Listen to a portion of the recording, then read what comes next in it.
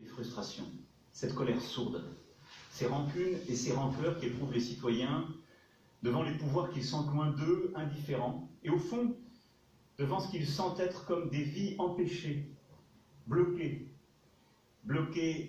par les taxes, les normes, par une perte de sens de ce qu'est l'aventure collective qu'est une nation. Et ceci vient de loin. Et je considère que notre devoir, et ça fait partie au premier titre du mien, c'est d'y apporter une réponse. Elle ne se fait pas en un coup, et ceux qui pensent que c'est une mesure ou un discours qui le résout se trompent. Je n'y crois pas et c'est impossible. Mais au-delà de ce que je vous propose aujourd'hui et de cette méthode et ce travail, je crois profondément que ce qui a été dit doit être entendu plus profondément. Ça nous dit quelque chose, d'abord d'une société qui veut qu'on lui apporte des solutions et plus qu'on lui impose des changements par les normes. C'est un changement profond de notre organisation collective. De l'État au premier chef, mais de toutes nos structures. Et je le dis ici parce que nous avons tous coproduit depuis des décennies ce monde où les meilleures intentions du monde finissaient par des normes. Vous croyez dans ce que je dis? Et c'est vrai. En fin de compte, la plupart effectivement des messages donc qu'a enfin décidé d'émettre le président de la République, c'est au fond ce fameux penser global mais agir local. Là j'ai écouté un peu le discours en transversal, mais c'est vrai que voilà, en tous les cas, il y a un engagement apparemment. Il faut qu'il soit suivi des faits, mais sinon il est indispensable, incontournable. C'est qu'effectivement tout doit se construire avec les personnes localement, ce que les élites appellent la base, en fin de compte, ce que je dirais moi la vraie vie, ce qu'on pourrait dire les vrais gens, comme dirait Monsieur Mélenchon. Mais donc tout le monde finalement a petit à petit récupéré ce concept de la base en étant effectivement un peu moins hautain, la France d'en haut, la France d'en bas. Donc ça, j'ai l'impression qu'on finit enfin par mettre tout ça de côté. Est-ce que moi je suis la France d'en haut, je suis la France d'en bas? Voilà, qui pourrait se retrouver dans ce genre de concept? Donc là, c'est en train, effectivement, j'ai l'impression d'enfin de bouger, grâce à ce mouvement des Gilets jaunes, en fin de compte. Hein. Ça, c'est une étape vraiment importante, déterminante. Est-ce qu'elle va être suivie des faits? J'ai l'impression qu'aujourd'hui, de toute façon, c'est incontournable. C'est incontournable qu'on accélère et qu'on accélère en mode démocratie directe et en mode local. Donc voilà.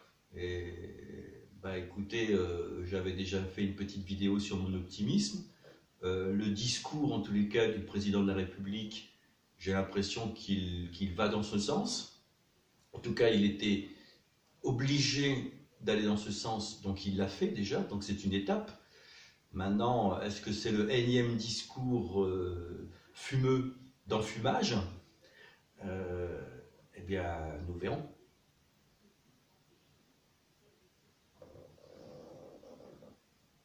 Mais qui ne gagnent pas assez pour pouvoir vivre bien. Ou de celles et ceux qui ont travaillé dur et qui ont une retraite trop modeste, on doit pouvoir y apporter une réponse. Ça n'est pas ce que je vous demande dans les 3 mois, je vous rassure. Mais je considère que c'est au cœur de la réponse qu'il me revient d'apporter dans les prochains mois. Une partie de ce qui a été fait par le gouvernement y répond. Et je considère que la stratégie du gouvernement depuis 1 an et demi est la bonne et correspond à ce constat.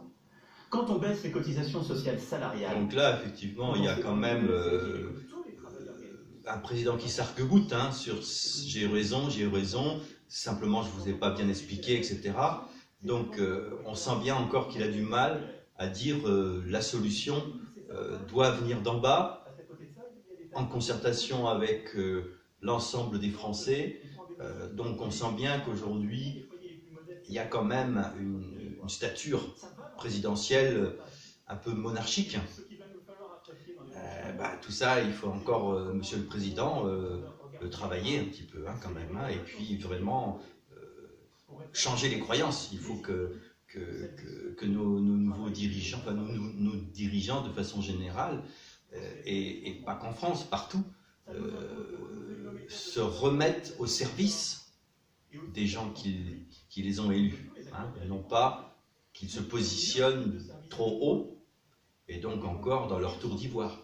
Un nouveau chapitre de notre réforme collective. Tout ça pour vous dire que la réponse d'aujourd'hui n'est pas la dernière, mais que sur chacun de ces sujets, nous avons à bâtir un nouveau contrat social, mais aussi une autre efficacité, en quelque sorte, de l'action publique collective pour rebâtir la confiance dans la nation.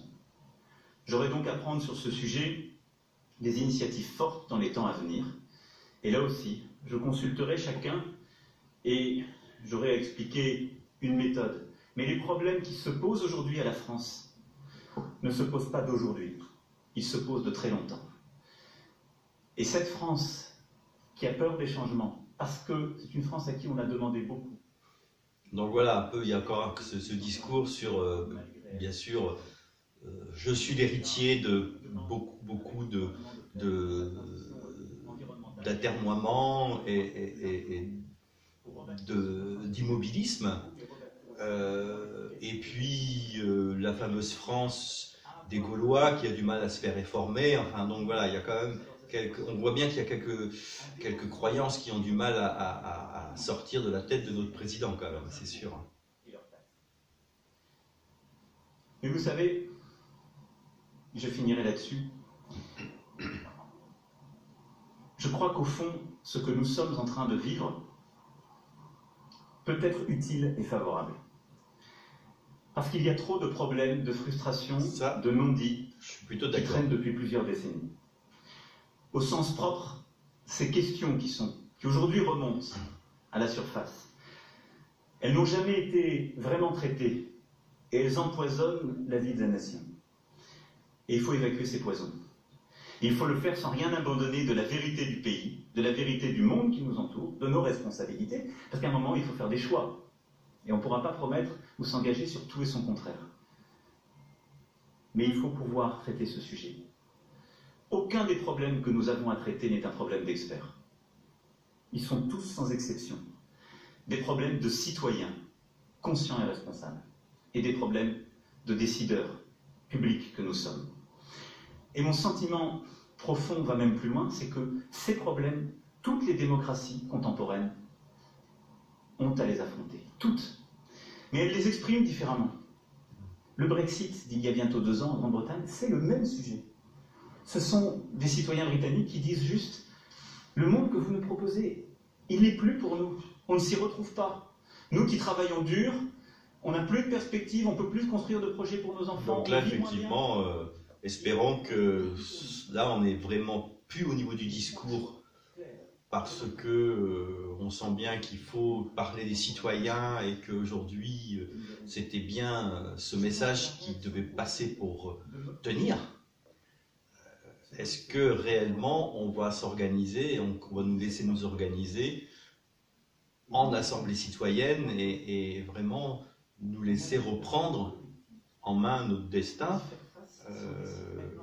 en croyant effectivement qu'on n'est pas la France d'en bas, inculte, imbécile, qui ne sait pas comprendre les grands enjeux du monde, qui est toujours rivé que sur sa feuille de paye ou sur ses problèmes de fin de mois. Voilà, il y a les deux, mais il y a de l'intelligence. Il y a de l'intelligence, une sacrée intelligence dans tous les mouvements gilets jaunes. Et donc, il faut vraiment que, quelque part, nous construisions tous ensemble l'avenir. Et donc, je suis confiant sur la période qui s'ouvre. Elle sera exigeante pour nous, mais elle impose d'entendre cette colère, cette juste part de colère, pour y répondre, parce qu'elle vient de loin. Je le ferai de là où je suis, avec vous, avec beaucoup d'humilité. Je le ferai en ayant 2 principes à chaque instant à l'esprit. Le premier, c'est que chaque citoyen est nécessaire. Il n'y a pas de changement qui se fait en méprisant un seul citoyen dans le pays. Il n'y en a pas. J'espère qu'il va se rappeler de cette phrase Ça et qu'il va la suppose mettre en même temps vraiment que en place le respect, avec nous. la décence commune s'impose partout dans le pays. Et que ce que je vois aussi monter de perte de la civilité entre nous, on doit y mettre fin. Le condamner, ne jamais le valoriser. La deuxième conviction et mon deuxième principe de base, c'est que notre nation est plus grande que chacun d'entre nous. Et que beaucoup des choix que nous aurons à décider imposeront l'esprit de responsabilité. Parce que nous sommes liés par une histoire, une aventure et un avenir qui nous dépasse et qui nous fait plus forts. C'est la France et une partie de notre destin commun. Et je crois que c'est aussi une bonne partie de notre destin européen, du projet de refondation que nous avons à y porter. Voilà, mesdames et messieurs, les quelques convictions que je voulais partager avec vous aujourd'hui. Je crois très profondément que nous pouvons transformer l'expression des oppositions en un élan pour construire l'avenir, que nous pouvons transformer les colères en solutions. Je vous remercie. Vive la République et vive la France. Merci. Voilà, dont acte. Suite au prochain numéro. À bientôt.